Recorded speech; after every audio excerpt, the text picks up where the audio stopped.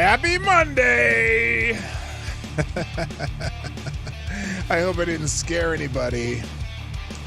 It's Metal Monday on the Morning Night Live. Good morning, everybody. Welcome to the show. And we got another one of those stories that I am dumbfounded by the fact that this is happening. And it's just, it doesn't make sense. They know for a fact, they don't want to know, but they just keep pushing this on us. And now this has taken money away from women. And when I say women, I mean people who started as women, who will end as women, who will be known as women when we find their bones 600 years from now. So it's just a small part of the long weekend of catch-up stories, because, you know, and I don't mean the kind that Donald Trump throws in the cafeteria. I mean, we're going to catch up on a lot of stuff from the weekend, but that's the feature story right there. You can see it. Well, sort of. That's not exactly it. I'm debating whether or not I'm even going to show the images of this person, because I don't believe this person is 18 years old yet. And so I'm going to play by the rules and not show the pictures. But it doesn't make sense, and it's wrong. It's straight up wrong. So we'll get to that and a lot more right after we do the intro. Johnny, stop that and play the intro, please. Thank you. Ladies and gentlemen, coming to you live from the Lucky Dog studio in a hidden location somewhere in the upper Midwest of the United States of America, it's a brother making his own way, but with all the wrong opinions. Welcome to the Morning Night Live with your host, the one and only P-Dog Knight. Oh, yeah! It's Monday, and we're here just to do this thing again. Good morning, everybody. Welcome to the Morning Night Live. I'm your host, Marty, also known as P-Dog Knight on the internet. Welcome back to the P-Dog Knight channel on this Monday, the 18th of December, 2023. It's beginning to look a lot like Christmas everywhere you go. Ha! Christmas is 7 days away. You got 5 shopping days, 6 shopping days, Monday through Saturday. Well, I suppose you can shop on Sunday. So 6 shopping days if you haven't gotten something for that special someone, or your kids, or something like that, or, you know, the neighbor's wife, whatever. Oh my God.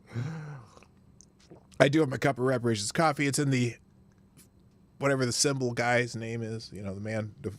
He was Prince when he died, and he was Prince when he was born. So he just did that symbol time for a little time when he was having a little dispute with his record company. But we're not going to talk about Prince today. Well, I actually do have to mention Prince again in this show one time, because I have a list. One of those lists that you do on the internet. People make a list of things and you got to answer the questions. And it was one of the answers to the questions. So we'll get to that and much more. But first, we're going to say hi to everybody like we always do. First in the chat over on Rumble, Mr. Avocado Diablo gets the bell. Also, good morning to Jimmy Das Hotep. that was slow. And also our administrator of the Discord server for the P-Dog Knight channel, Mr. Gunfox61. Good morning. Also, Renee Mayette, nice to see you over on Rumble. Love to see you there too. Good morning, heathens, she says. Good morning. Oh, and that's it. Everyone on Rumble. So at least all the people who've sounded off on Rumble in the chat. There's only 4, so that's all of us. That's between those 3 and me. That's it. There's 4 people that are watching Rumble. Okay, over on YouTube. First in the chat is also Mr. Avocado Diablo, who gets the bell. And Jimmy Das Hotep's in the house. Kara Soldier, JB, Trippy Liberty, what's up, my brother? Mr. Gunfox61, Tyre Alexander, the gentleman Litch. One thing about that music, it gives me a chance to sip my coffee. Hello also to JB. Special can acid in the house. Don Julio, Gulf City Biker, and Trash Man. What up? Good morning also to Simon Wolfwood. And then we're going to scroll down a little bit. Damien Gershwin, what's up? Good morning. Ravon Harris, hello. And that's everyone so far. That means I guess my notifications haven't gone out that well this morning. So anyway, the notifications are still going out. Some people will show up late. So we'll just go through some trending topics because that's the light and fluffy stuff. You know what I mean? Wait, how many subs does Marty do? How many subs does Marty do?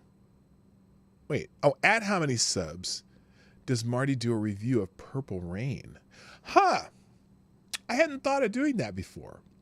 You know, I wonder, maybe one of these days I should do a movie night on Twitch. I mean, I have a Twitch channel. I don't stream there. But if I announced it far enough in advance, we could do a movie night. I don't think that would be a fun one. Purple Rain. It would have to be on Amazon though, because Amazon has this deal with Twitch where you can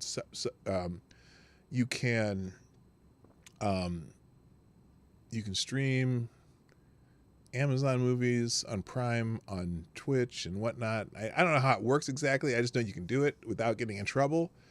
And then everyone who I think everyone watching, someone has to have something to do with it. I don't know how it works. I'll have to figure out how that works, but that'd be kind of fun. A review of Purple Rain. Purple Rain came out when I was in college, my freshman year in college. Was it my freshman year in college? Maybe? I don't know. It's like 1982-ish. Anyway, let's see. And then, is anyone else? Smash Reich. Yeah, Smash Reich, have you gone, please? Can we translate that?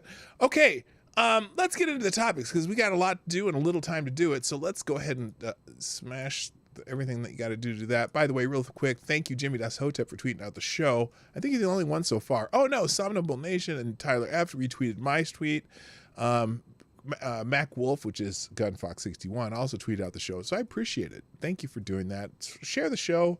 If you want to sponsor the show, the link will show up in the chat somewhere, the Streamlabs link. In fact, here, I'll just pin that to the top in Streamlabs, or excuse me, on YouTube.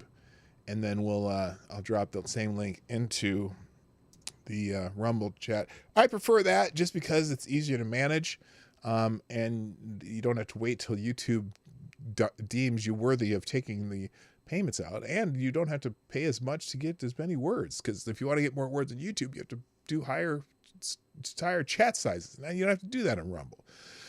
So anyway, let's get into it, because there's a lot to get to. So first, things trending on Twitter right now. Merry Christmas. I don't know why. Merry Christmas. Well, I know why Merry Christmas is trending, because Christmas is just around the corner, right? But there's nothing like significant other than, pretty much in every type of trending topic, someone's complaining about, the Israel-Gaza thing. And so that's obviously in there. But honestly, there's really, let's see. Let me see if there's anything new trending since I did this. I did this a while ago. Mostly football stuff. Eric Montross, Figma. What is that? I don't know what the heck is. Oh gosh, why is Clarence Thomas trending? He's trending number 6, and the Pope's trending. Now these are things that weren't trending before. U.S. Steel, I know why that's trending. It's in my list. Clarence Thomas, why is Clarence Thomas trending? Oh, in 2000, Clarence Thomas was deep in debt. He met with the GOP congressman, complaining about his salary. The GOP started to fear he'd leave the court. In the years that follows, billionaires lavished some secret. Oh, this is one of those, another ProPublica hit piece. Another ProPublica hit piece on Clarence Thomas. That's what it is. So that's why that came out. Okay, never mind. I don't care why that is. And let's see. Anything that I'm missing that I care about? Oh, gosh. No. Oh, there's a whole bunch of new stuff on here. Oh, rest in peace, Harambe. Is this the day that Harambe was killed? Is this Harambe Day? Never forget. Rest in peace, Harambe. Never forget. Oh my gosh. This is the day the world went to shit, all because a parent couldn't be bothered to pay attention to their child. The child got saved though, right? Or did the child die? I don't know. It was a didn't they save the child? I mean, Harambe didn't kill the child, but they killed Harambe, which is unfortunate. Oh, he kept dragging the kid around. Yeah, that didn't work out. Well, I'll put that one in there in the links here. Because I don't have it in the links. But the day that Harambe was killed was today. Rest in peace, Harambe. I did that wrong, but anyway, wrong hand. So anyway, that was trending. Let's just go with the stuff I already have. So Merry Christmas is trending for no apparent reason other than it's Christmas, but there's no one's bitching about Christmas, no one's saying things about Christmas. And also no P&I or memories showing up on the Christmas links, which is usually anytime you have anything that's trending, someone decides that they're going to show off some of their assets, and no one's even doing that. So I'm okay with that. Let's move on. The Secret Service is trending though, and there's a few reasons why the Secret Service is trending. Now, one is that there is an Obama chef death update. Apparently, the Secret Service boats inoperable for emergency search for the Obama chef Tafari Campbell, who drowned. Secret Service withholding important video concerning the incident. That's according to Judicial Watch, Tom Fitton. Also, apparently, an SUV in President Biden's motorcade was hit by a vehicle over the weekend. Was it yesterday? I'm not sure how long ago this was. Here's the scene. An SUV in President Biden's motorcade was hit by a vehicle as he was leaving his campaign headquarters in Delaware tonight. Secret Service agents surrounded the car with guns drawn as Biden was ushered to his vehicle. You can hear the crash about 9 seconds in. So here's video of that incident. If you haven't seen this yet, here's on the full screen here. Here we go. This is the 1 minute video. So there's the Sundowner Joe coming out. Trump in the polls. Oh, wait a minute. Did they really want that in the video? Did you hear that? Lady yells at him, "Hey, President Biden, why are you losing to President Trump in the poll?" Well, because I suck. Trump in the polls. Got the wrong poll, he says. Oh, and then a car crash. Okay, there they go. They jump into action. They get him into the car. They're a little slow on it, but I guess they did the proper thing. I mean, look,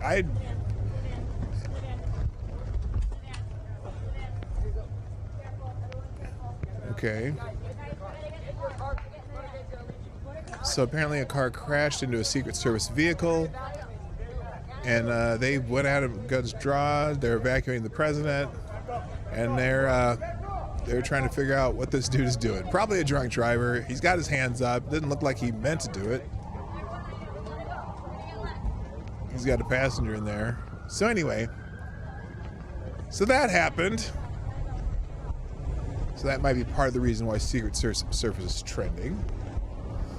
Other than that, though, okay, we can turn that off.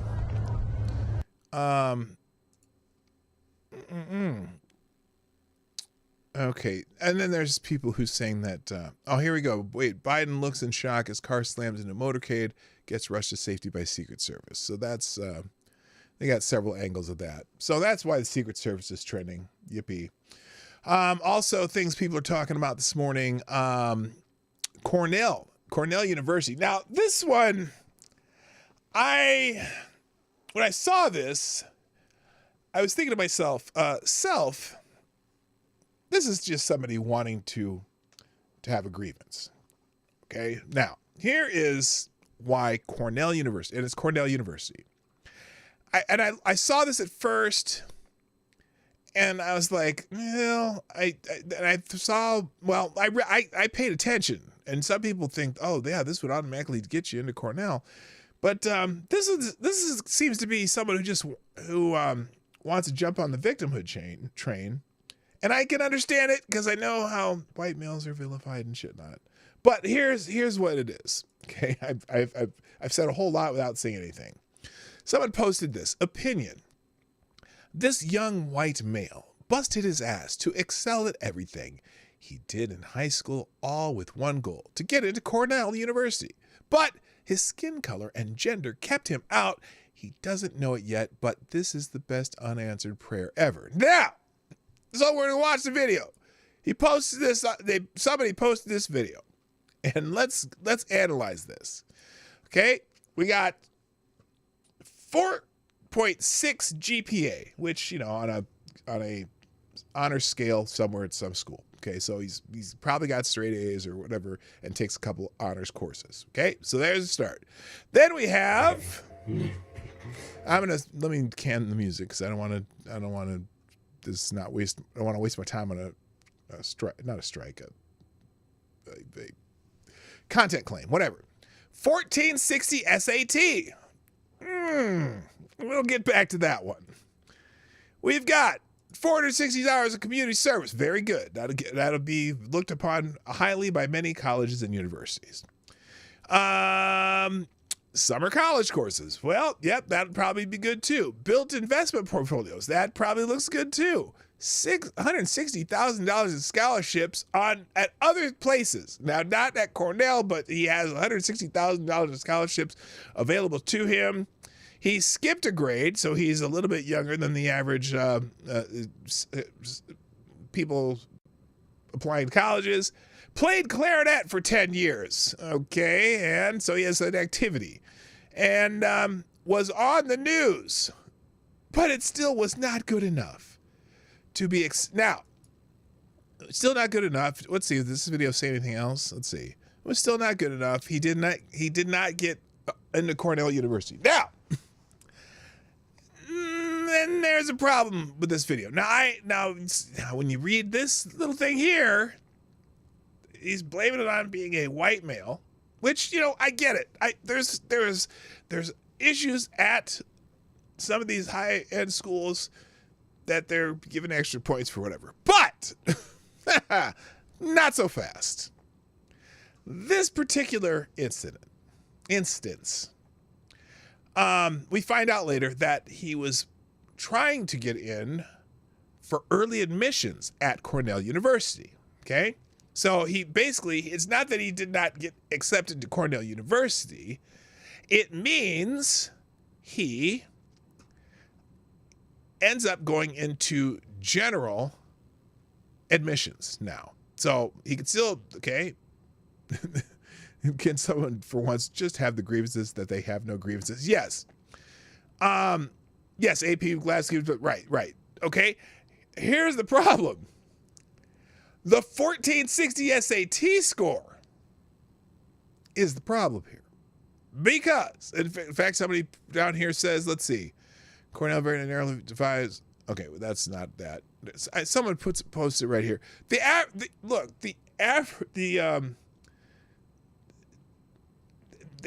average SAT score for incoming freshmen at Cornell University is 1560. Their criteria goes from about 1520 to whatever the total 1600, which would be a perfect score. That's the normal range of SAT scores for being accepted to Cornell University, which is an Ivy League school, unless you're talking about the part of Cornell that Keith Olbermann went to, which is the agriculture school, which is not the same as Cornell University, the Ivy League school. But anyway, so and finally, as you scroll down, people are pointing that out. Bro got deferred to the general applicant pool because that's a weak applicant for early admission to an Ivy League. If you're in to get an early admission to an Ivy League school, you got to be at the very top. And I know people hate saying, oh, using your SAT or whatever. Well, he can take the SAT again if he wants to, but it's just still, this is still not. Look, there are Asian people who are close to 1,600 that are getting turned down for some of these scholarships. So this is one of those times where I'm not going to agree with the fact that he's a white male is the reason why he didn't get it. In fact, here's another one. Here's not going to dunk on this kid not getting into college, but as a former tutor, I'll say this. The scandal of elite college admissions is not middle to upper class white kids with the 1460 SAT not getting into Cornell. It's dirt poor Asian kids with a 1560 SAT not getting into Cornell University. And I am going to agree with that wholeheartedly. In fact, here's another one. Admitted to Cornell class of 2027. 4,994 students applied to Cornell class of 2027. More than 68,000 students applied. 63,000 applicants were turned down. Median 50% of SAT scores among students admitted. 1470. It's a little bit between 1470 and 1570. Bro, while Smart had an SAT score lower than 75% of the admissions. So, look, I know everyone wants to be a victim of something, but stop it. I don't like it. That's why so many people are probably becoming trans, so they can be victims, and why they have to be neurodivergent so they can be victims, and they can be queer so they can be victims, and they can be left-handed, red-headed, freckled people so they can claim victimhood. Look, well, those are things that just happen. But anyway, everyone needs to stop being victims unless you are actually have a grievance that makes sense. Sorry, son, this ain't it. I appreciate your hard work at school. You can go to Albany State or Syracuse. Okay? You'll easily get into those schools.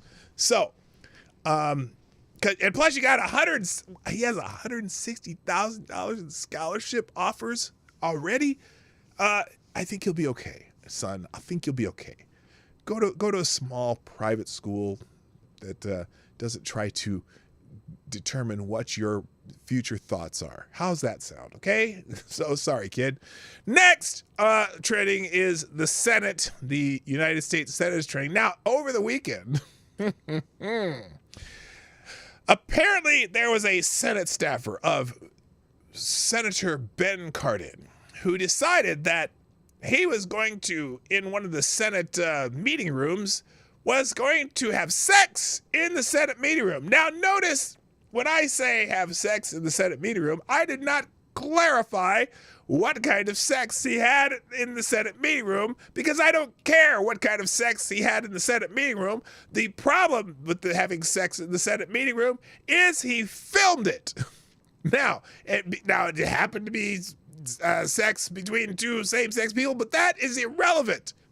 I think the fact that you have sex in a Senate meeting room, in fact, I think it was in Amy Klobuchar's seat in the Senate meeting room, that perhaps maybe you should not film it and post it on the internet. And so lots of people are talking about this guy having sex in a Senate meeting room and posting it on the internet for everyone to see. Now that staffer has been fired. But there are people in here. Now, this is a weird one, though. Now, Ryan Dawson, I don't know why suddenly I'm getting Ryan Dawson tweets.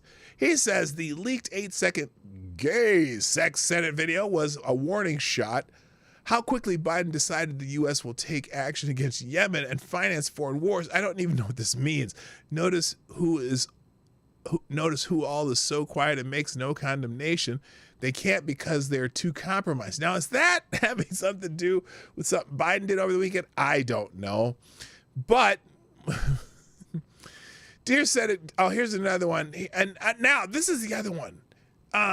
Representative Joaquin Castro, hello, Amazing Disgrace, and Jethro Hetero.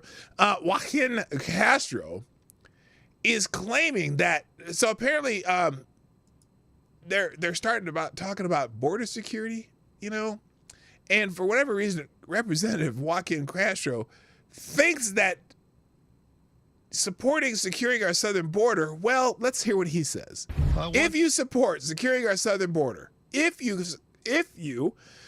support securing our southern border, I want to speak quickly to the Democrats in the Senate and others who are considering supporting this proposal, which is securing our southern border. If you do so, you will be surrendering to right-wing racism. What? And more than that, you will be enabling it. Oh my gosh, he said what? To the Democrats Where's my in the Senate Here it and is. others who are considering supporting this proposal. It's border security. If you do so, you will be surrendering to right-wing racism. That's racist!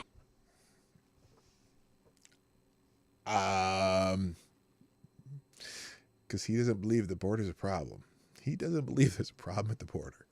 Why would it be racism? Since there's people from all over the world coming through our southern border. I'm just understanding.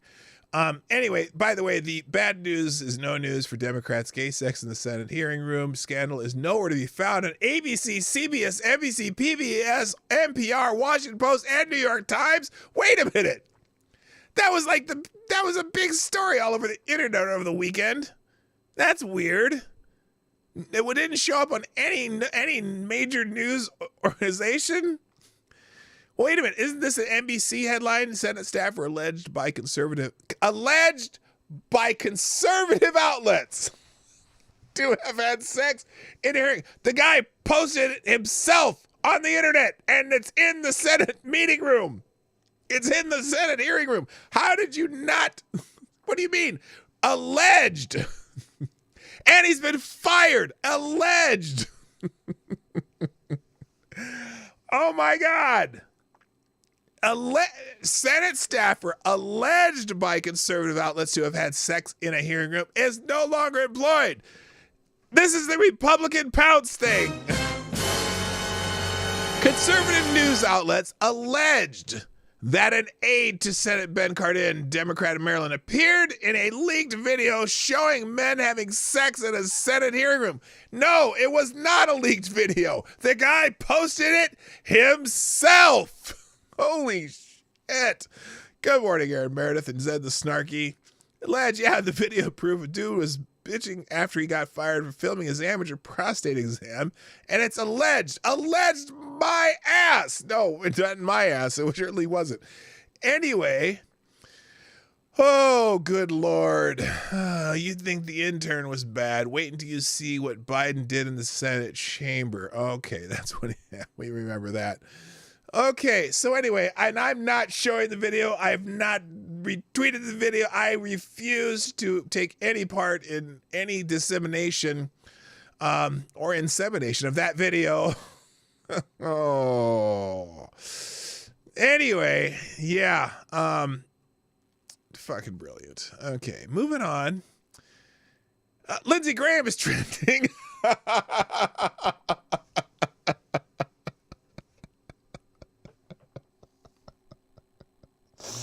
Oh my gosh, yes, go from about sex in the Senate to Lindsey Graham. Well, that's an unfortunate grouping of topics.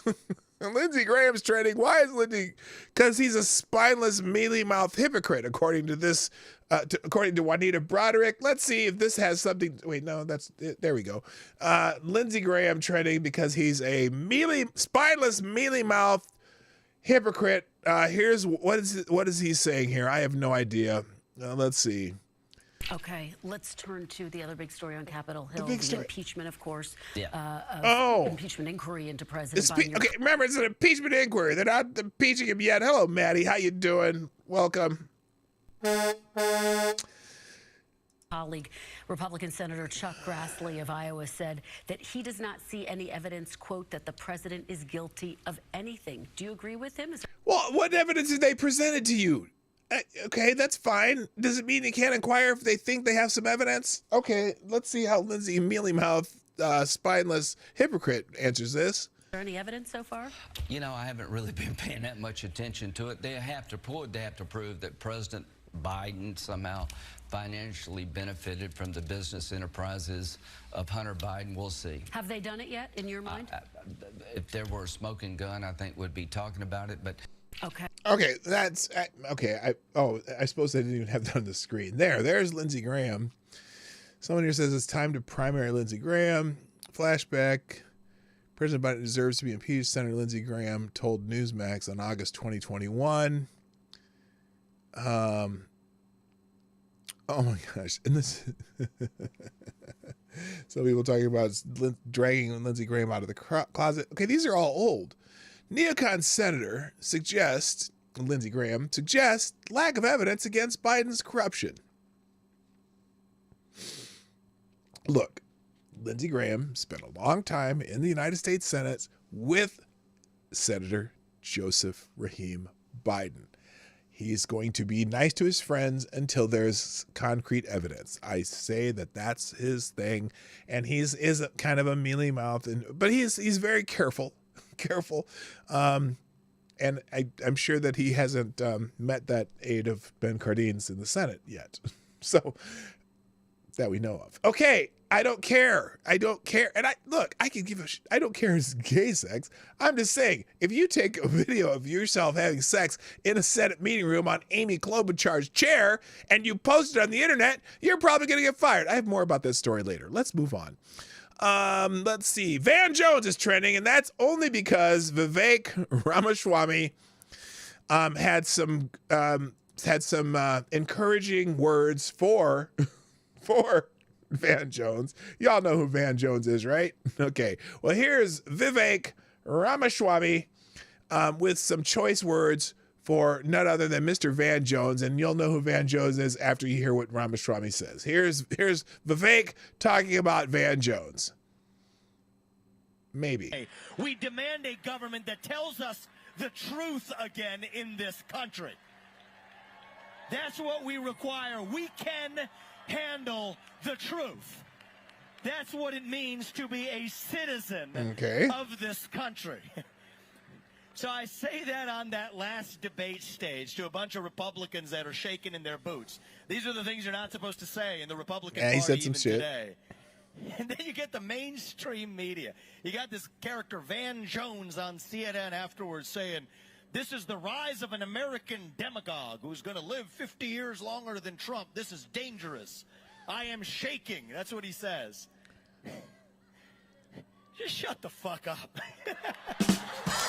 There we go. That's why Van Jones is trending, because this is at a Turning Point USA event, I guess, and Vivek just told Van Jones to shut the fuck up. Okay, that's why he's trending.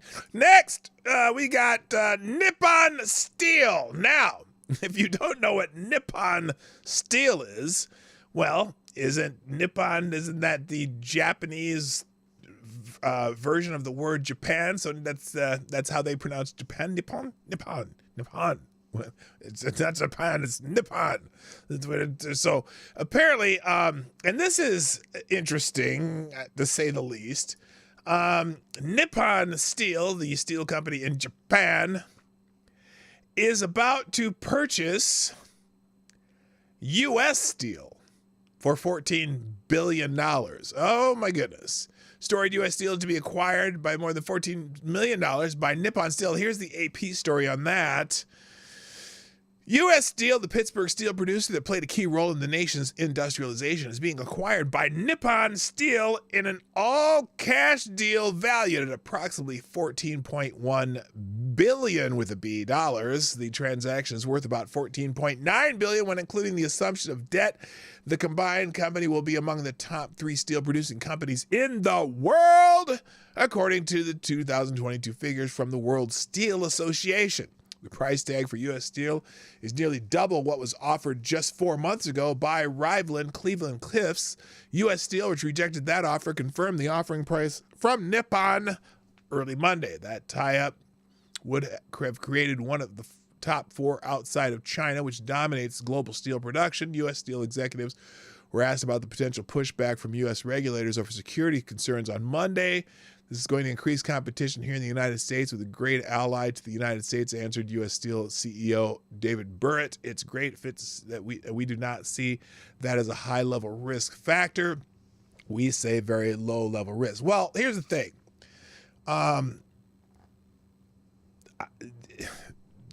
U.S. Steel somehow has been losing money. The Chinese have been producing tons of steel, lowering, kind of keeping steel market prices lower. And this is not an easy market, and apparently the fact that they're paying $14.1 billion and buying their debt probably is a good thing for anyone who has holdings in U.S. Steel. Now, Nippon said money will honor all collective bargaining agreements in place with the United Steelworkers and other employees and is committed to maintaining its relationship with workers. Nippon has had a presence in the U.S. for almost 40 years, starting with a joint venture with Wheeling Pittsburgh Steel in 1984 that later became a wholly owned subsidiary. Soaring prices have helped fuel consolidation in the steel industry this decade. So there has been some price soaring, I guess. Steel price more than quadrupled near the start of the pandemic to a near $2,000 per metric ton by the summer of 2021 as supply chains experienced gridlock, a symptom of surging demand for goods and the lack of anticipation of that demand. Nippon will pay $55 a share for U.S. steels. They said Monday that the deal will bolster its manufacturing technology capabilities. So another great giant steel company, the United States Steel Company, going to foreign ownership. I guess we can trust the Japanese more than anyone else, I guess. I don't know. The other American company didn't have a price that U.S. Steel felt was worth their time and effort. So, all right, next, what else we got? TikTok mutiny. I'm going to come back to this because there's actually a story, but I put the link to the trending topic here. It is short. The long story short, there's a bunch of Gen Z soldiers in uniform making TikToks about telling people why they should not join the U.S. Army. Probably not a brilliant thing to do when you are still in the U.S. Army doing this shit in uniform. We'll talk about that when we come to that topic. And then finally, this is just Billboard Chris talking to some guy. I'll put that at the end because that's just I don't know if you know who Billboard Chris is. He's the guy who goes around the country and around the planet doing billboards of why children cannot consent to puberty blockers. He wears the sandwich board signs and stuff, and then he has conversations and videotapes them and sees people know what the fuck they're talking about. Well, they usually don't. All right. Shall we move on? Wait, the Pirates are going to change their name to Kaizoki. Oh, does U.S. Steel own the Pittsburgh Pirates? Wait, Chinese steel is junk steel. Yes. Will they be hiring Michael Keaton? Oh, that's a blast from the past. Okay. Wasn't this a Michael Keaton movie in the 1980s, Gung Ho? Yes, it was. It was. U.S. regs will likely not allow it. It depends. It depends. And then I don't mean the underwear that Joe Biden wears. I mean, it depends on whether or not they see it as a monopoly. I mean, they already operate in the U.S. There's other steel companies in the U.S. Who knows what they're going to do? I don't know if they'll regulate it or not. All right, let's move on to the main story of the day, though, because I want to make sure I have time for this one. I'm going to take a little extra time than I would with other stories today. Most of the stories will be lightning round, but this one I wanted to make sure we cover in depth. Okay, now, and I'm not going to I'm going to try to avoid showing pictures of the athlete in question, but we have another case, and look, the cases are popping up more and more because more people are identifying as transgender, not because that they weren't out there or wouldn't have tried it before, but because some people are being allowed to do it, others are making themselves allowed to do it. And this particular case is fascinating because, well, just because it is. Let's start here. And I can show this one because it doesn't show a picture of the athlete. Second here, and this is the article in Outkick, and this is actually pretty thorough, so maybe we'll just do this one. I have a Breitbart article and a Redux article, which is a feminist outlet. I might do that one too, but Breitbart article pretty much just piggybacks on this same Outkick article and the Redux, so we'll skip that one. Trans athlete reportedly picked for the University of Washington volleyball scholarship, or a University of Washington volleyball scholarship, stealing more opportunities from women. Now, in college volleyball, schools are allowed 12 full scholarships to their teams in D1 scholarships, right? In D1 volleyball, Division I, the biggest and baddest division in the planet, right? And so this young transgender human, male, identifying male, is a male body, male physiology, is getting a scholarship for female athletes. Okay, I'm using male and female because that's what it's for. It's not for women as far as the gender type definition of women. It's the female athletes. So, in the latest case of women's sports being hijacked by men, a 6-foot high school boy on puberty blockers has reportedly been offered a scholarship to join the University of Washington's women's volleyball team. And this is kind of editorial commentary within the article, so I'm just letting you know that. This insanity for most generations, but a norm in today's world. Washington's women's volleyball program offered 12 limited full-ride scholarships, according to a report by Redux. Tate, now this is the name, the kid's name is interesting. Tate Dragasets. I mean, you can't make that up. It's a volleyball player named Dragasets, although he's not a setter, he's an outside hitter. Anyway, selection caused a collective the parents, athletes, and young women who disagree with the trend of allowing men to take opportunities from women under the guise of inclusion. Tate Dragaset is a trans-identifying high school athlete attending a private preparatory school in the elegant city of Sherman Oaks, so not oppressed, brought up to believe that he can switch genders freely or whenever men's sports aren't working out in many cases. Now, this case, though, this is one of those progressive moms who pushed this kid to be trans from like the age of 2. We'll get to that in a minute. Tate's success in women's volleyball is no surprise. However, Tate, his team, and his parents have all been deliberately mum on disclosing his real identity to not only let Tate compete, but to keep opposing women from knowing. In these scenarios, the women are oblivious to the caution of competing against a physically superior athlete, also labeled cheating. Boasting a great vertical leap on an already lowered net, Dragaset is playing like a man amongst girls. And they have a couple videos you can watch the young male Dragaset play. Now, here's the other thing, though. This is crazy. So last year, this person won $2,000 after competing against women at the Tech Volley World Tour, playing against women. And again, this is like a 17-year-old male.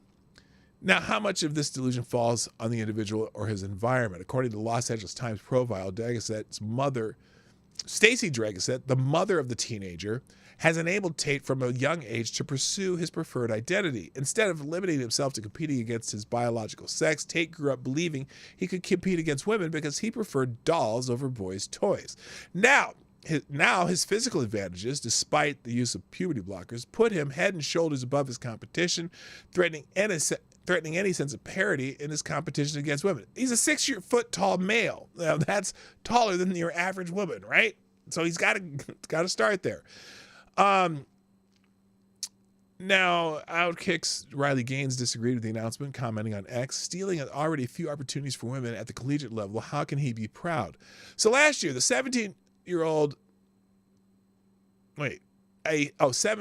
year, a 17-year-old female California high school senior suffered a concussion after a trans-identifying biological male injured with a spike, as reported by Outkick's Dan Zakshiki or whatever.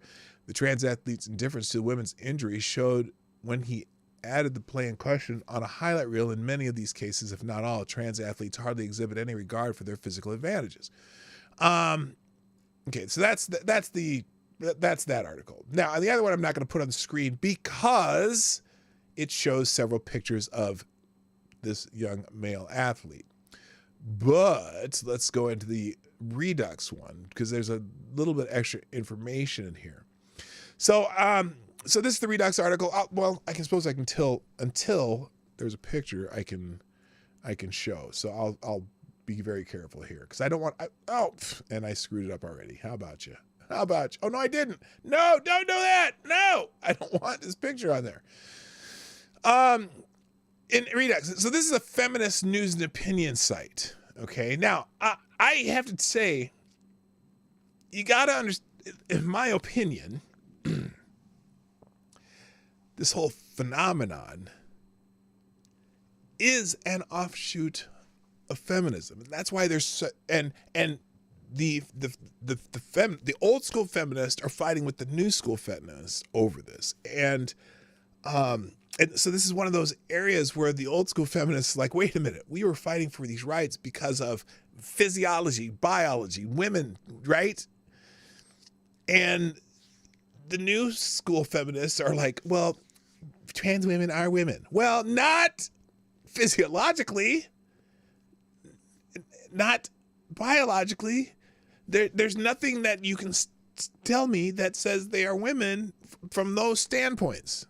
Okay, so it is it just that because you think you're a woman? Because there's no such thing. They've already done studies. Stanford did a study on brains, and there's no specific female brain or male brain. That has been debunked over and over again. Although people still use that argument. Well, they have a male. There are studies that say there's a male brain and a female brain. No, there's not. That's just it. The most famous study on that at Stanford University really was inconclusive. Okay. Anyway, so but this is because the push to say there's no difference between men and women in some feminist circles, then that encourages the idea that there's no difference between a trans woman and a woman. But there is. There's plenty of physiological and physiological. I'll stick with physiological difference because we're talking about sports. So so we're going to read Redux, the Feminist News and Opinion, which is very much against this. Okay, just FYI. So you're going to get that slant from this article. Okay, now I can put it on the screen because I don't have the face on there.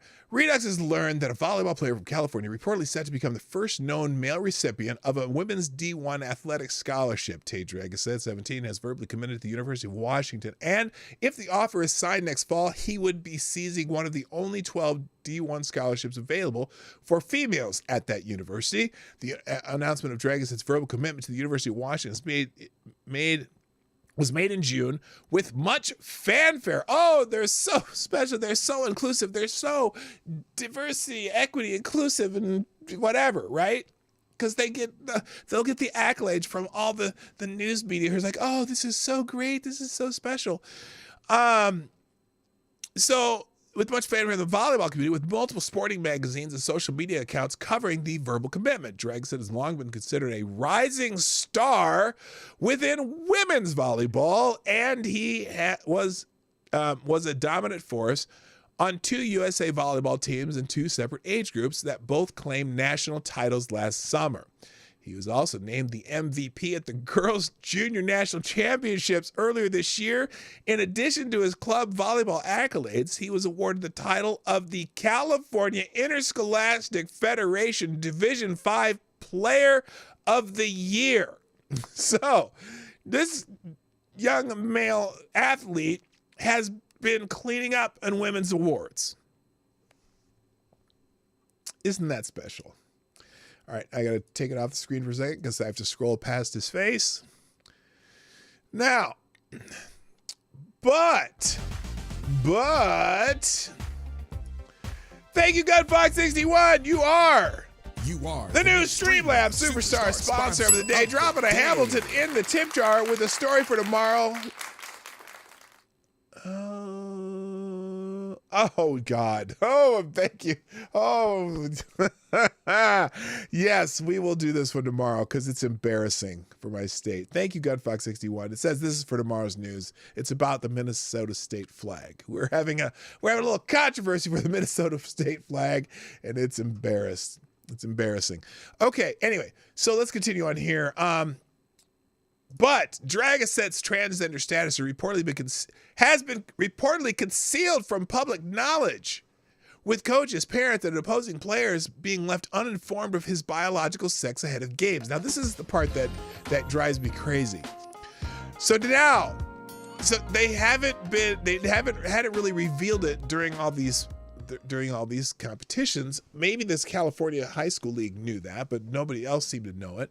Now, for the first time, a source close to the situation has anonymously come forward to reveal concerns about the steady escalation of Dragice's participation in women's volleyball, something which has now resulted in him preparing to take a rare, all-expenses-paid athletic scholarship opportunity. If Dragice's verbal commitment is finalized, it will result in a male seizing one of just 12 D1 scholarships intended for women's volleyball at the University of Washington. 12 scholarships are often spread out over the course of 4 years, with as few as 2 to 3 being offered per year. The source, who is a parent of a minor player within the Southern California Volleyball Association community, said suspicions were raised years ago when Dragice's performance far surpassed that of his teammates. At the time, Dragice was 12 years old, but was playing against 14-year-old females in one effort to make up for his obvious advantages. You could tell even back then that he was different from the girls, the parents say. As he got older, it became more obvious that something was off. Anytime the subject of Dragice would come up, every parent from the SCVA, the Southern California Volleyball Association team, already knew about him. Parents look around before they speak in hushed tones. Some will wait to discuss until outside the gym because they're afraid to be labeled as transphobe. You're a transphobe. The parents revealed that most families have been hesitant to speak out due to fears that their daughters will be penalized. And of course they will. Of course they will. Thank you, Jimmy Das Hotep, by the way, dropping a big bullet in the tip jar, who says, honestly, I think this is all just another attempt to drive people into violence. Attacking women in my brain elicits a particular angry response in me. They are building a house of cards to get an actual revolt to justify more right removal. You know what? It's a long game, isn't it, Jimmy? It's such a long game they're playing too. It's maddening. So anyway, continuing. Thank you again, Jimmy. Very much appreciated. Everyone is scared of how their child will be treated if they speak up. It's already so competitive to get on a good club team. The parent, gosh, my daughter played club volleyball, and my gosh, and in Minnesota, Nebraska, California, and Illinois, huge volleyball states, right? Where a lot of the players from in these club teams play at the national level, and they're amazing places where they play volleyball, and these club teams are there's major competition to get on these club teams, and it's so competitive. And so if you have someone, a 12-year-old boy that they don't know it's a boy, and he's out there competing with the girls, and just the natural advantages, you can imagine what it's like. Anyway, the stealing of positions and opportunities has been infuriating and so sad when you see how it affects the girls. There's no concern for their mental health or safety after being replaced. Speaking to Redux, representatives from the Independent Council on Women's Sports noted that the number of local families have become aware of Dragice's participation in women's volleyball, but that there has been silence from his family, who appears to be actively obscuring his status. We know many of the girls he's playing against do not know that they are competing against a male. There has been no consideration from his family to tell female athletes or coaches the truth. They have not been transparent, so girls are repeatedly and unknowingly put at a disadvantage and not given the chance to opt out over increased safety risk, according to Marcy Smith. Her colleague Kim Jones added, "We also know that many local families do know, and they are angry that their daughters are continuously put in a position to lose to a male player in girls' sports. They recognize it as unfair and potentially unsafe as more instances of concussion injuries inflicted by male athletes arise." Icons, a nonpartisan group, campaign group, which launched in 2021 to address issues of male self-identification in women's sports, with co-founders Smith and Jones both being former National Collegiate Association athletes. Jones' daughter was also one of the female swimmers forced to compete against transgender athlete Leah Thomas. Now, while Dragice's transgender status appears to have been carefully concealed by his family in recent years, his mother, Stacey Dragice, reportedly commissioned a short film to be made about Tate in 2016 called Transmission Love. The documentary-style film was produced when Dragice was 12 years old. While his face is not shown in the film, Dragice can be seen holding a volleyball with his first name on it and playing volleyball on the beach in sections from the trailer. Around the same time, Dragice's mother took his story to the Los Angeles Times. See, this is a fame-seeking mother pushing this. And this is, it's like a form of Munchausen syndrome, or Munchausen by proxy. she wants to, but not necessarily exactly that. But you know what I mean. She wanted fame and out of this for being this great supportive mother. And look, now I can be famous because I have what's the one that the transgender whatever girl thing boy whatever that has a TV show who's having major problems with the bottom surgery thing. It's kind of like that. There's one who made yourself famous. Maybe I can make myself famous too. So anyway, Dragonset can be seen holding blah, blah, blah. Around the same time, Dragonset's mother took his story to the Los Angeles Times, where she revealed she'd become convinced her son was transgender due to his preference for feminine clothing and colors as a toddler. Now, this started at 2 years old. Okay? Yeah, Jazz 2.0. In the article, Dragonset's parents state that they showed him an interview with Jazz Jennings at age 6 and felt their son related to Jennings. Really? Really? You determined that from a 6-year-old? Maybe you watched the show every day and made him watch it. And so eventually he just became Jazz, right? Curiously, the year before Dragonset's family began touting his journey as a trans kid, his mother published a children's book on gender identity, which was recently named during the inquiry into age-appropriate books in Texas schools. While identifying as a girl, Dragonset's athletic performance has been far and above that of his female colleagues and competitors. Earlier this year, he took home a silver medal and a $2,000 prize while competing against mature professional female volleyball players at the Tech Volley World Tour. So he's winning against professional female volleyball players. When compared to the same height female athletes within his volleyball club, Dragonset's standing reach, vertical jump, and other key physical metrics are more favorable. Something Icon says is unsurprising, even if Dragonset had been placed on puberty blockers at a young age. No male is ever going to go through female development. Their bodies are not comparable in thousands of ways. Puberty blockers do not remove predicted adult height, and males have a 5 or 6 inch advantage that influences athletic performance, particularly in sports like volleyball, Kim Jones said, pointing to a literature review completed by Dr. Gregory Brown and Tommy Lundberg.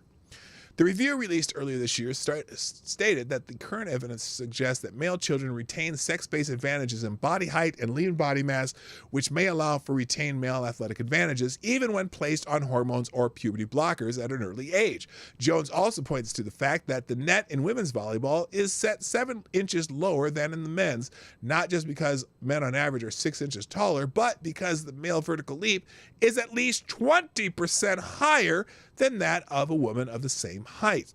The Icon's representatives place much of the blame on the NCAA. Yes, it's the NCAA's fault for allowing this bullshit. The governing body which regulates college athletics in the United States. Following the Leah Thomas controversy in 2022, the NCAA attempted to clarify its position on transgender athletes, but just sowed more confusion amongst critics. Right now, the NCAA guidelines and the upcoming Biden administration's Title IX reinterpretations incentivize male athletes and their families to hide their sex from women and girls. Marcy Smith says, noting that the NCAA largely does not question any athlete's biological sex or allow for such interrogations to occur under discrimination policies. She likens it to showing someone a pile of treasure and leaving it unguarded, and as the NCAA provides substantial financial and professional incentives for athletes.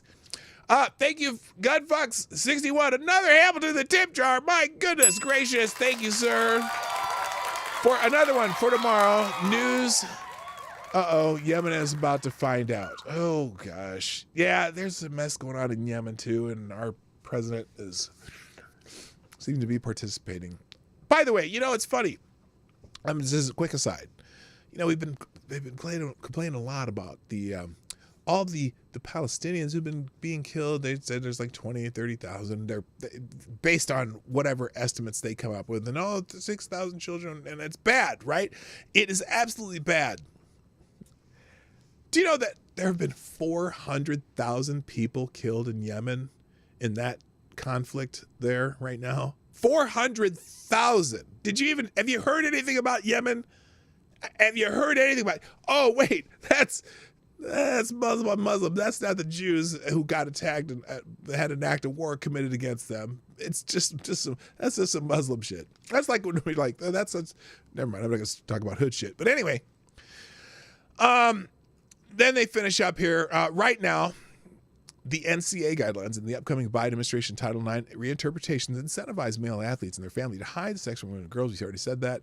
Noting that the NCAA largely does not question any athlete's biological sex or allow for such interrogations to occur under discrimination policy. She likens it to showing someone a pile of treasure and then leaving it unguarded as the NCAA provides substantial financial and professional incentives for athletes. We're facing a situation where women aren't even allowed to know if they're putting themselves at increased safety risk. It's as if men are allowed to do what they want to women as long as they can get away with it. The message to teams across the country is that if men excel at deception or if the NCAA effectively silences women, men are allowed to compromise women's safety, dignity, and privacy. Smith adds the only solution to provide women with fair and safe sport is to have a female protected category, no exceptions. And I agree wholeheartedly with these feminists, because not all the feminists believe this. Because a lot of those, the new wave feminists say, oh, trans women and women, they should just be able to play against men and play against cis women. Kiss my cis ass. That's what I say. Good morning, Selected Boy. Yeah, boy. So there you go. Hello, James Stoner, too. Nice to see you here. All right. So that's the feature story. There's also the Breitbart article, which kind of, damn it, there she is again. I didn't mean to do that. Which pretty much mirrors the Redux article. Kind of a combination between the both. But so that's the story. Now, in other transgender athlete news, however, there has been some progress in Connecticut. So, female high school athletes have notched a legal win over biological men competing in their sports. Well, it's not a win yet, but it's progress. Female track and field athletes suing male athletes permitted to compete against them has had their case reinstated by the U.S. Court of Appeals for the Second Circuit on Friday. Selena Soule, Chelsea Bissell, Alana Smith, and Ashley Nicoletti are suing after losing athletic events when the Connecticut Interscholastic Athletic Conference allowed men who claim to identify as female to compete against women. Starting in 2017, 2 male athletes began competing in Connecticut's high school track. In just 3 years, those 2 male athletes broke listen to this, the 2 athletes broke 17 girls' track meet records, deprived girls of more than 85 opportunities to advance to the next level of competition, and took 15 women's state track championship titles. A press release from the Alliance for Defending Freedom, which is representing the athletes in the lawsuit, and it this doesn't make sense. Which reads, oh, okay, I see.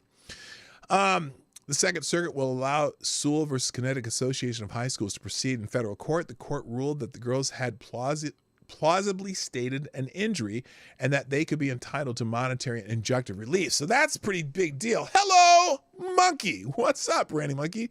Boss, spent the last 3 hours trying to get my internet working. Finally got it working just in time to catch the end of your show. Well, thank you for joining us, Randy Monkey. Nice to see you.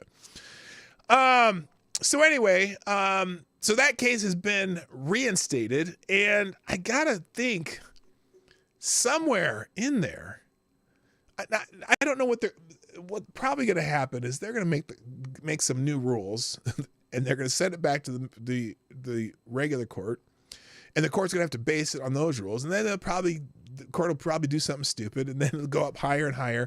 Who knows where that's going to go? But at least they've got their case, getting their case reheard. It was dismissed before. Now they're getting it reheard. And then the only other article I have on this, an article about Riley Gaines explaining why she believes women fear speaking out against trans athletes. Well, she should know, because they've come after her with as many clauses they can bring and the fake fingernails and shit. Former competitive swimmer and women's activist Riley Gaines explained Sunday why she believes women fear speaking out against transgender athletes in women's sports. Because they'll beat your ass. Because they're bigger and stronger. Okay, that's not what she said. She attached a video responding to comments from her Saturday post on X against a male volleyball player whose scholarship was rescinded by his college after he attempted to play on the women's team by concealing his biological. Oh, wait a minute. Wait, whoa. Is this the same one? Did they rescind the scholarship? I missed that part. Okay, I can't avoid. Let's see here. Why don't more women speak up about allowing men in women's sports? Read the quote tweets. Okay, let's just read it. Watch your little video here. So I'm in Phoenix for AmFest, which I'm so excited for. Okay, but I wanted great, to make a video Riley. about this post and what has ensued since this post. Okay, let's talk about the post. Which actually, let me just add, is not unique to just this post. Yeah, she's probably getting ripped on. I'm sorry, I had to. Time by boomers, I think specifically by people who don't necessarily. Boomers? Wait a minute. Hold on. I'm the last boomer. I'm not complaining about your post. What do you mean boomers? Get the fuck out of here. Understand the vitriol and the wrath and the relentlessness of. By the way, her makeup's looking quite fabulous there, isn't it? She's looking kind of hot there. The trans rights activists. Oh, that's allies. who you should complain about. Why aren't more people speaking out against this? Why aren't more female athletes defending themselves to the mistreatment and injustice of allowing men into their sports and into their spaces, like their locker rooms? Hello, Cannibalism. I could go on a whole rant about things that I've personally experienced. Get on with it. I've had drinks poured on me. I've had glass bottles thrown at me. I've been spit on.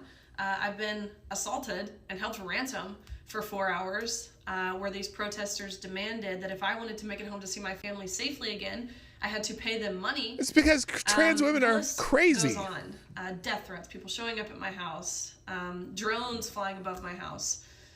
But I think the only thing you need to do to understand why more young girls like myself aren't willing to put themselves through this, just read the quote tweets on the original post, and I believe it will be blatantly obvious. Well, I'll have to see the post, I guess. It's not because girls actually think that allowing men into our sports is fair or is right or just by any means. And look, I don't claim to speak for every single female athlete, of course not. But I do claim to speak for the overwhelming majority of us who are scared. The parents who are scared to defend their daughters, the coaches who are scared to stand up for their athletes because they don't want to lose their jobs. And the threats, the risk, they're very real. And I've seen them play out. Let's just read a few of my favorites. This one says, I hope you get hung by your pubes and kicked in the jaw so you choke on your teeth. Isn't that special? Isn't that special? Oh my God. Somebody wrote that on the internet. Thank you. Me too. This is a classic tactic of what they love to do. They say, if this young woman hurts herself, I blame you. Basically telling. So apparently, that I did not realize as I read that story, the University of Washington has rescinded the scholarship from the male vying to play with the women. Sources say the coaches had no idea he is a male. So interesting. I did not know that this person lost a scholarship. And so now they're saying if this person hurts themselves, it's Riley's fault. Why is it Riley's fault? Riley wasn't given the scholarship. She just made commentary on it. Oh, wait. Sorry. Putting the burden of someone else's internal torment on us. How about you blame her mom for putting her in this position? We will have blood on our hands for simply saying the truth. The tolerant and inclusive crowd strikes again. But I just wanted to be of some encouragement to everyone else. It's merely just name calling what these people do, which is what we do in second grade, is call each other names. That's and terrible. Have to resort to these petty personal attacks because they can't dissuade from my argument with logic or reasoning or fact or science. And I'm telling you that. That's what I said, Brent Hayes. Possibly deter me from speaking the truth because I don't need someone else's affirmation to stand unapologetically and firmly because I'm secure enough with myself. Anyways, all that to say, be courageous, and I'm so excited. All right, she's so excited, whatever. And she's looking fine, too. Okay, so I didn't realize the scholarship has been rescinded. Let me get past there as fast as I can. So, yeah, the University of Washington did not know that young Tate was male because they've been concealing it for so long. I wonder if that tournament where young Tate won $2,000 against professional volleyball athletes is going to ask for their money back too. I wonder. It's curious. Okay, we'll do a quick lightning round because I'm way out of time, but I'm going to go a little long today. So, lightning round. Canadian police arrested terror suspect who was allegedly planning attacks against Jews. The Royal Canadian police arrested a minor in Ottawa last week for allegedly plotting a terrorist attack. The Global News reported that the suspect was arraigned in court Saturday and 2 criminal charges in what national security sources said was a religiously motivated incident. Oh, well, good. You got it working and order new ones, JB. Oh, good. You got it working. That's you needed to do that. So that's from the Daily Wire. Also, the Daily Wire, hundreds of Hamas terrorists believed to be living in Germany, according to a report. German intelligence officials reportedly believe hundreds of Hamas terrorists live inside the country, a revelation which follows recent terrorism busts there last week involving several alleged members. The Sunday Times reported that a British pro-Palestinian activist living in Berlin is accused of running a Hamas terrorist network across Europe. The suspect's name was not given and no details were provided about any arrest or criminal charges. So remember last week we were talking about how they had this apparently a plot that was going to be in I think it was Germany, Denmark, and I want to say the Netherlands. And they foiled this plot, the planned attacks against Jews, and so now they believe that there's a lot more living in Germany. In the Washington Free Beacon, Chuck, the smarmy prick from New York's Schumer, praised the humanity of an anti-Israel group whose leader was happy to see Hamas murder Jews. Chuck steps in it again. 2 decades ago, Chuck Schumer said the Council on American Islamic Relations has ties to terrorism and called for federal government to cut ties with the controversial anti-Israeli groups. Schumer, now in the Senate majority leader, has flip-flopped since then on CARE, which is back in the national spotlight after its founder said he was happy to see Hamas attack Israel. Last year, Schumer said in a letter to support CARE, in support for CARE, that the United States is fortunate the organization is fighting for the sake of our freedoms. In 2015, he applauded CARE for his determination to continue and spread humanity, and to cultivate and encourage mutual understanding amongst Americans of all backgrounds and cultures, according to a letter CARE cited in a fundraising. So here's the thing. Chucky has to straddle the fence here because, it's against Democratic canon to say anything negative about anyone who is of the Muslim faith, even if it is people who are plotting the Hamas attack on Israel. So he has to straddle the fence, even though he's a good Jewish man and, at least in name. And, so he's conflicted. Let's put it that way. No, CAIR, K-A-I-R, those guys, yes. In National Pulse, apparently, a CNN legal analyst has admitted, why isn't this fitting there? That shouldn't go left, go center. Yeah. CNN legal analyst has admitted that Jack Smith's biggest purpose is he's trying to jail Trump before the election. Special counsel Jack Smith is working overtime to imprison former President Donald Trump prior to the 2024 presidential election, admits CNN legal expert Eli Honig. Smith is working to fast-track numerous criminal indictments against Trump with the ultimate goal of a conviction that would disrupt the former president's campaign endeavors in a flagrant election interference attempt by the Biden regime. Now, they didn't put the video here, but here's the quote. Just look at Jack Smith's conduct in this case. The motivating principle behind every procedural request he's made has been speed. And it doesn't mean a bus that's out of control with a bomb on it.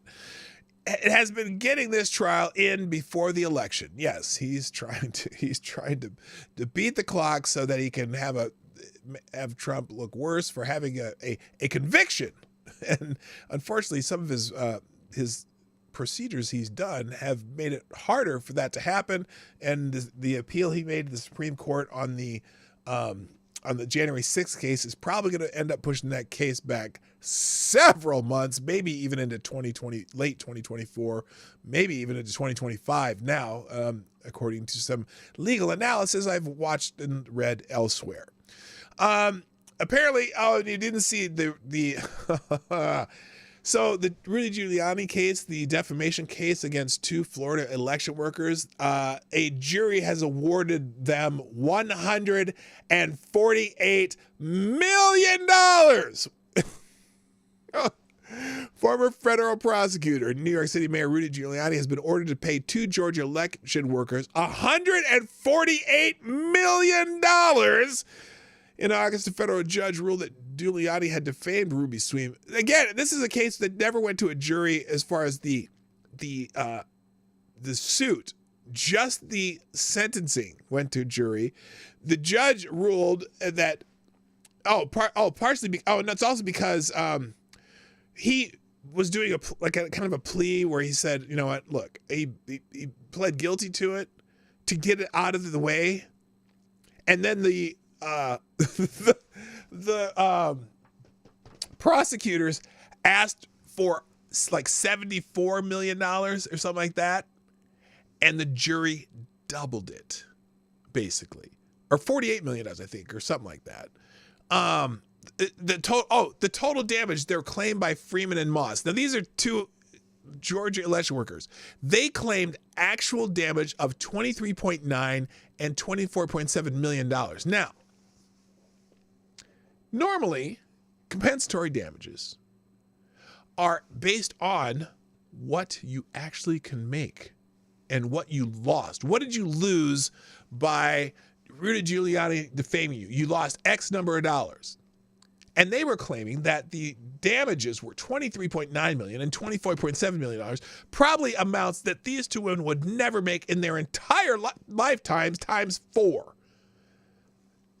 The jury awarded them a total between the 2, $148 million. Now, Rudy Giuliani doesn't have $148 million. The dude's almost broke because he's been fighting all these freaking lawsuits, right? It's insanity. And normally in these cases, they're saying, they're going to give punitive damages, but I don't think this is the type of case where you can do punitive damages in Georgia. So this is just an absurd number. It's insane. So the article will be in the links when I do this at the end of the show. Legal insurrection. Anti-American activists are the anti-capitalist activists are the anti-Israeli activists. Remember how I said that I keep saying, yeah, these people protesting for in Gaza are the same people who joined in on the Black Lives Matters protest, are the same people who were protesting the World Trade Association. All this. It's the same fucking protesters, okay? And so this is a writer, William Jacobson from Legal Insurrection, who's saying exact same things I did. So he appeared on some show talking about it, how they're the same. A lot of them are the same dumbasses, okay? Now, some people are genuinely have their ties to this and whatnot, but most of these are the same dumbasses. So here we go. Let's see. This is PJ Media. Oh, this guy may be more dangerous than Soros, according to Mark Tapscott. I don't know this. I'm not familiar with this guy. Let's see. What's his name? Scott Walter, president of Capital Research Center. Wait.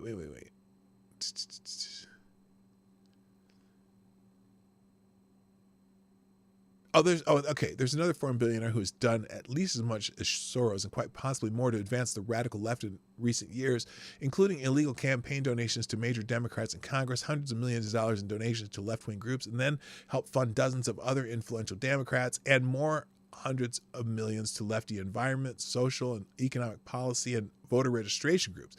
It's likely not an exaggeration to say, for example, that the Center for American Progress would have nowhere near its existing influence without him. Let me tell you about Weiss. No, actually, I'm going to tell you about Scott Walter, president of the Capital Research Center.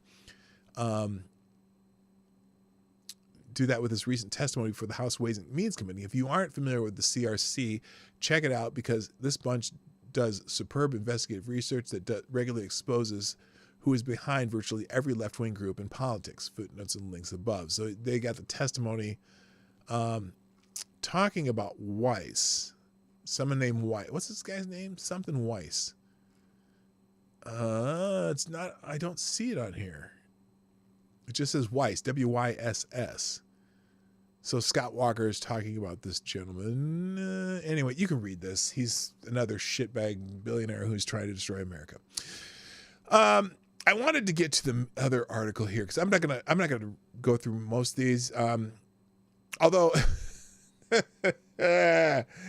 this guy, this is the House Minority Leader, Hakeem Jeffries, and he claims that the GOP agenda is to end democracy as we know it.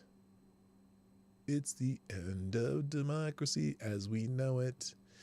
In a speech where he made sure to repeat Joe Biden's catchphrase of extreme MAGA Republicans multiple times, Hakeem Jeffries punched his ticket into fantasy land by claiming, among other falsehoods, that the GOP agenda is to end democracy as we know it.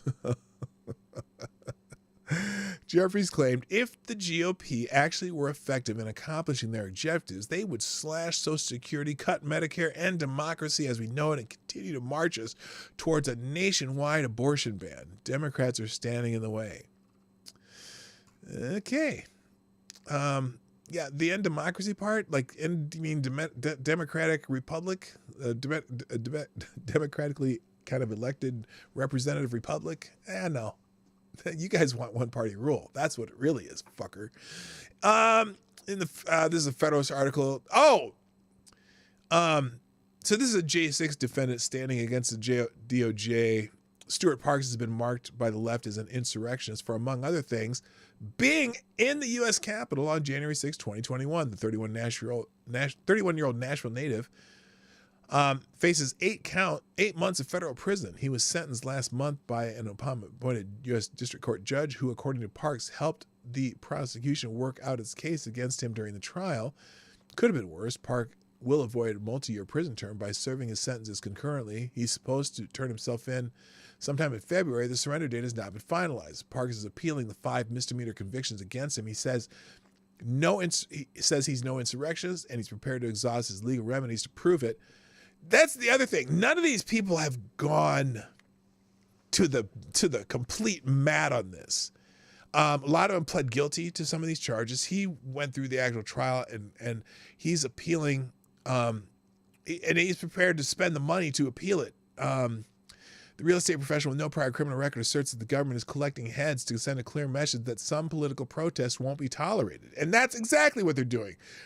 I encourage you to read up on this guy. Hello, Spoonie the Rebel. Nice to see you. And someone else popped in I didn't see before. No, I got Brett Hayes, Cannibal Suicide. Okay, you're there.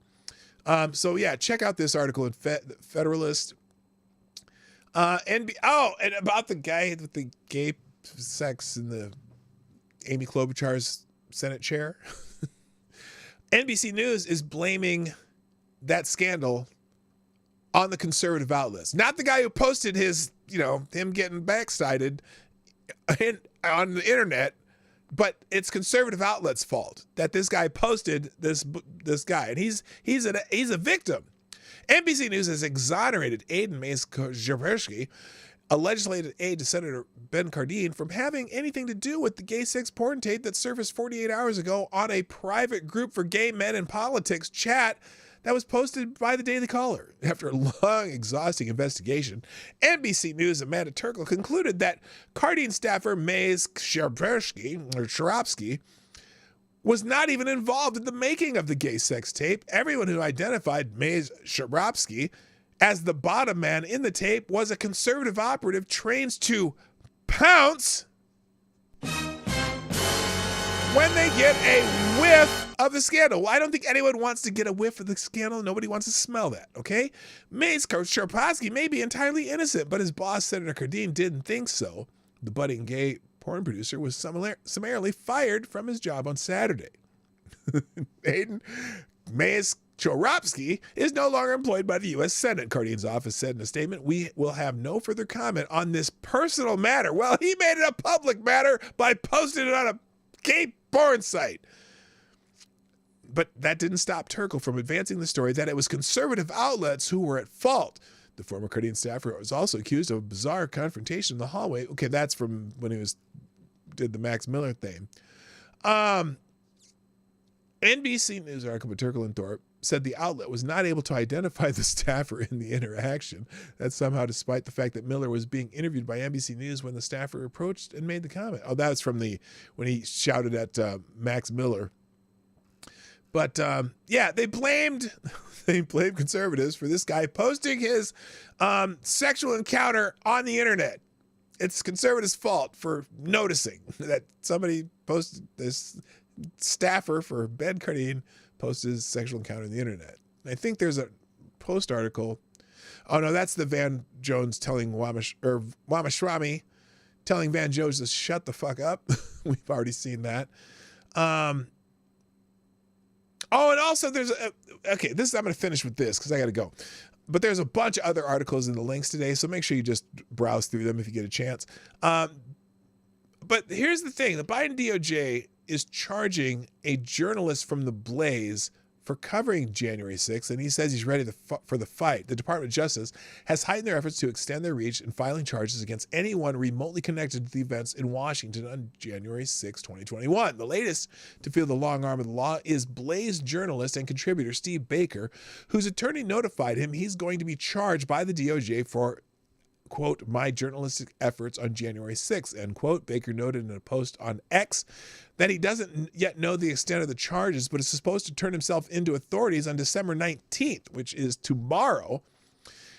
Baker was also interviewed by The Blaze Sarah Gonzalez on Thursday and noted that he believes President Joe Biden wants him off this case. Before the January 6 tapes were made public recently, Baker was one of a handful of journalists allowed to review footage others were not privy to. They are not charging the mainstream media journalists that followed this story, Baker told Gonzalez. I'm ready for the fight. While he's subject to upcoming charges and investigation, Baker said it won't stop his investigation into what happened January 6th. So if you want to see that interview with Sarah Gonzalez, it's here on here. And there's a whole lot of other stories that I'm not getting to. I apologize. I started late and I have too many. I overloaded the thing. The thing. You know the thing. You know the thing. Yes, you know the thing. So there you go. Let me see if there's any. I'm going to go through notable headlines. Oh, the headline on the I should probably hang on a second. There's one more thing that I have to mention. And that is the TikTok rebellion, so to speak.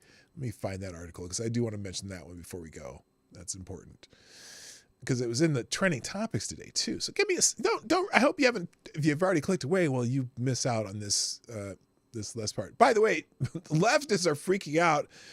John Fetterman has declared he's not a progressive. He said, I'm not a progressive. I just think I'm a Democrat that is very committed to choice and other things. But with Israel, I'm going to be on the right side of that. And immigration is something near and dear to me. And I think that we do have to effectively address it as well. Who is this John Fetterman guy they keep talking about?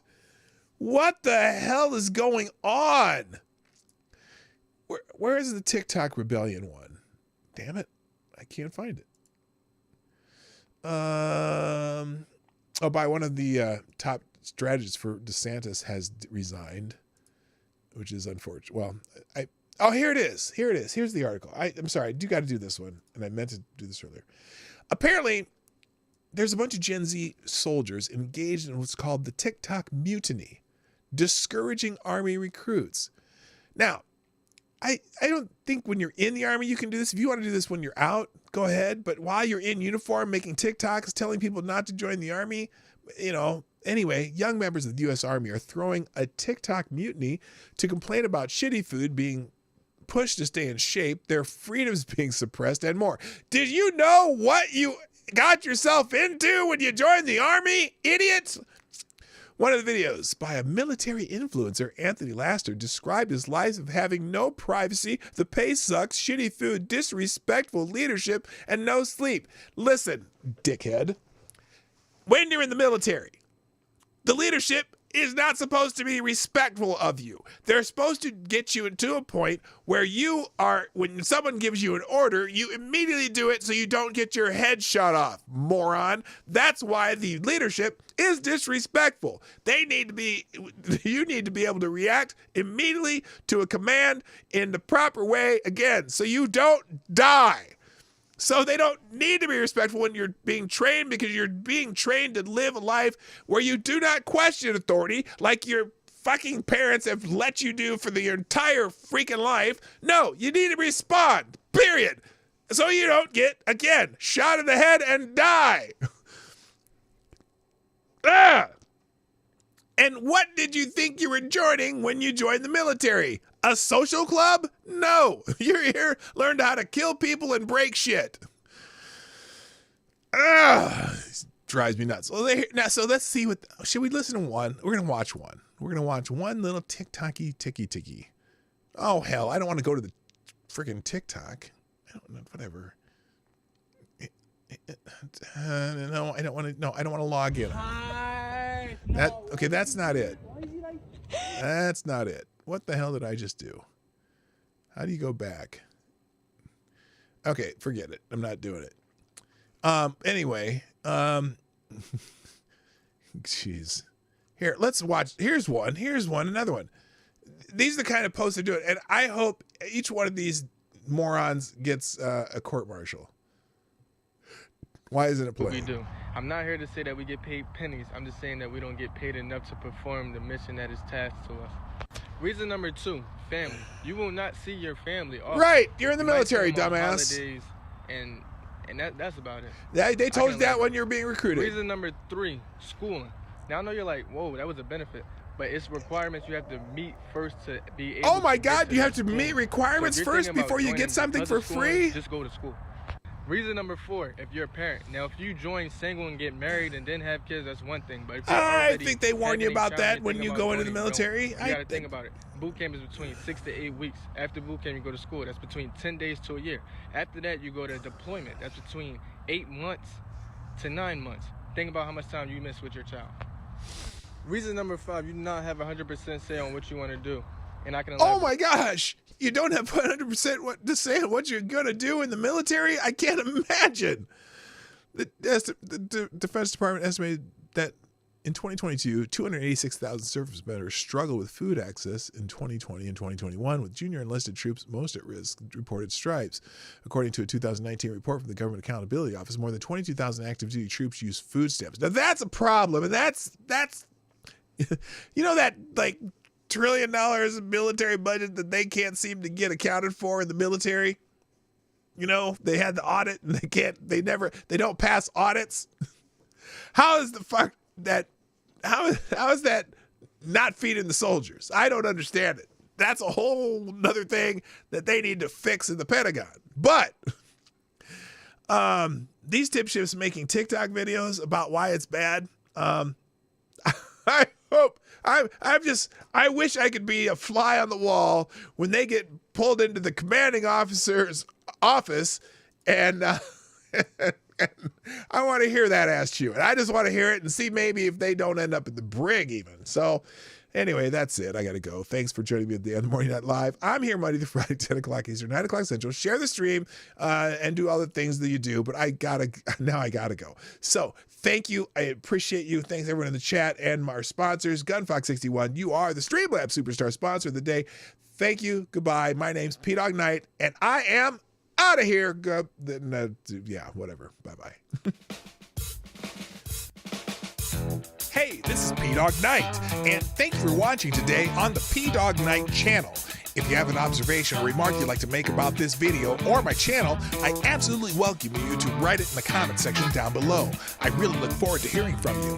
And before you go, if you like what you saw but you're not already subscribed, please make sure you hit the subscribe button and definitely click that bell that pops up afterwards so you'll be notified when I post new videos or when we go live. I broadcast my live show, The Morning Night Live, Monday through Friday at 10 o'clock Eastern, 9 o'clock Central.